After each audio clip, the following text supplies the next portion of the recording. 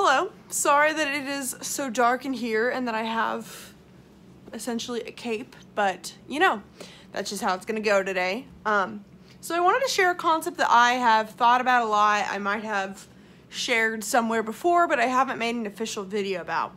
So, if you share the same first three letters in your Myers-Briggs type as someone, so let's say you're an ENFJ and then an ENFP, those two types, or an ENTJ and an ENTP, or an INFP and an INFJ. If you share all the same letters, just judging based on your Myers-Briggs type, but a different last letter, J and P, then you are going to suffer from a lot of the same problems, but you're going to get there from the complete opposite. Like, you're going to have the complete different reasons for why you're suffering from that problem, and you're going to probably have a different way of solving that problem. And it's like, here's you know, reality. Here's an ENFP and here's an ENFJ, and then here are their problems. Like, they both reached the same problem from the opposite ends, and so they're gonna have to go in opposite directions to solve the problem.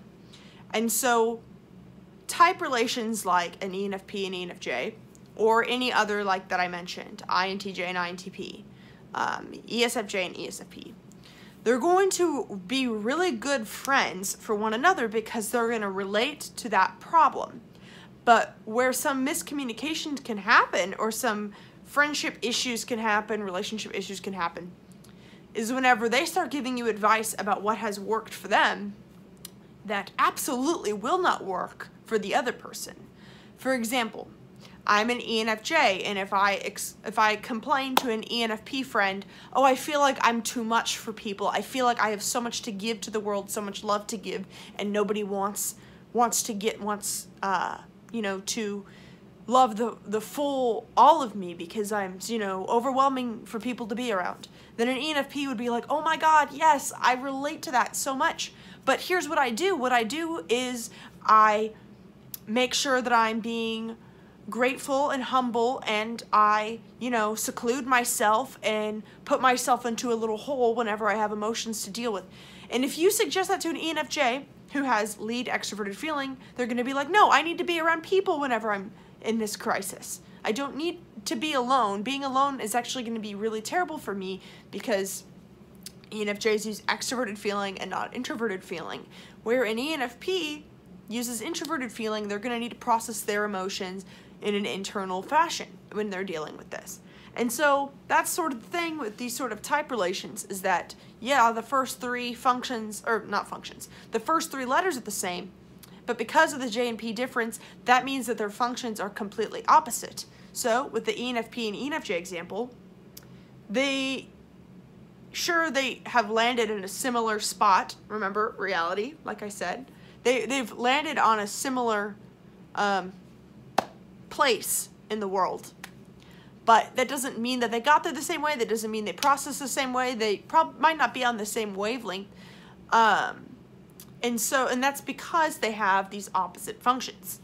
And so why do they have similar problems? Why is that? If they have so many different, if they have different ways of dealing with it, and they have different reasons for getting into that problem, why are they the same? It's because of the way that the world reacts to you, and the way that society reacts to you, and the way that the systems react to you, and things like that. If you were to meet either me or an ENFP in a similar enough setting, then you might think, oh, that's like a really enthusiastic seeming girl who has a lot of ideas about things and seems really nice and seems to want to be my friend, and they you know, might seem a little misunderstood, but pretty eager to talk to me and things like that. We might have the same sort of projections onto people, and that might mean that people regard us in similar ways. But that doesn't mean that we are intrinsically the same. And so that's just one example, but let's talk about ENTPs and ENTJs. A lot of the world, a lot of society might look at them and say, oh, you know, they are kind of assholes. Like, they just seem rude. Like, I don't think they seem very kind. Like, they seem to always want to be right. But the reasons why they seem that way to you are completely different. Whereas an ENTP is, both of them want truth. And both ENFPs and ENFJs want to be loved and want to belong and want to create. Well, really, we all want all of these things. You know, I also want truth.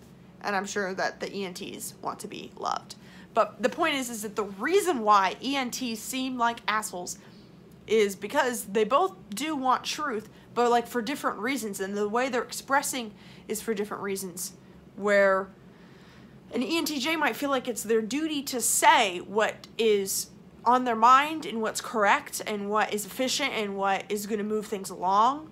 Whereas an ENTP might just be playing devil's advocate with you or asking good questions or trying to refine your ideas because they want everyone to come to their own ideas.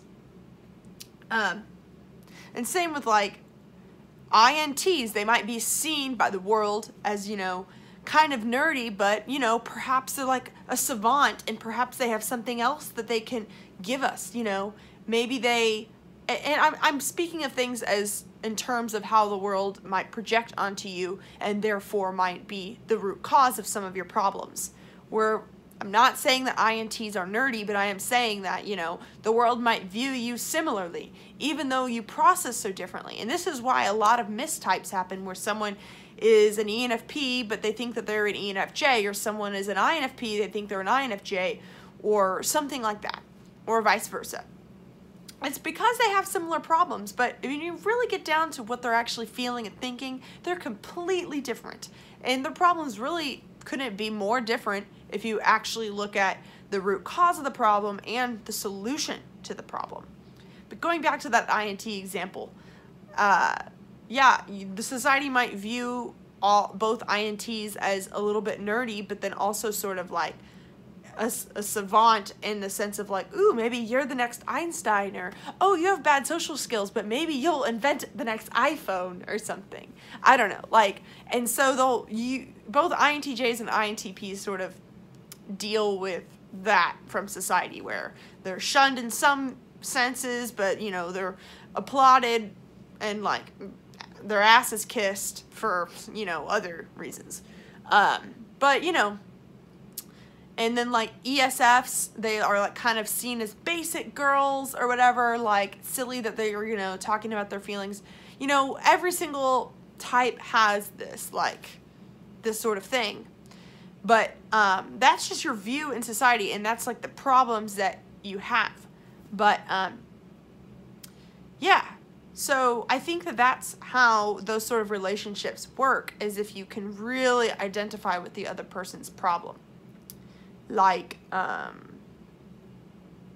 ENTJ might, you know, have a soft spot for the ENTPs in their life because they might think like, oh, well, I know how it feels to sometimes seem like I'm abrasive and for not to be really understood or well liked for that reason. But, you know, I'm pursuing truth anyway, and, you know, hats off to you for doing the same, ENTP. Even though I don't like your methods, I think that, you know, good on you. That's probably what they think of one another. You know, there's just some sort of rapport that is built whenever you have the same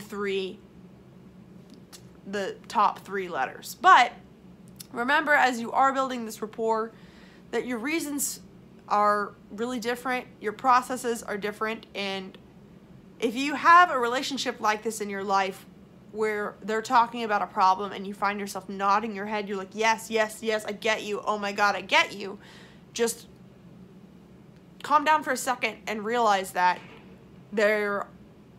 don't just speak from your own experience, try and listen to them, because as an ENFJ, whenever I try and tell ENFPs certain things like, why don't you just write a vision statement and really just take things one day at a time and really just go after your goals little by little, like, I believe in you. They're like, well, yeah, I believe in myself. That's not the problem. And I'm like, but you can do it. And they're like, yeah, I just don't know, like, how to do it.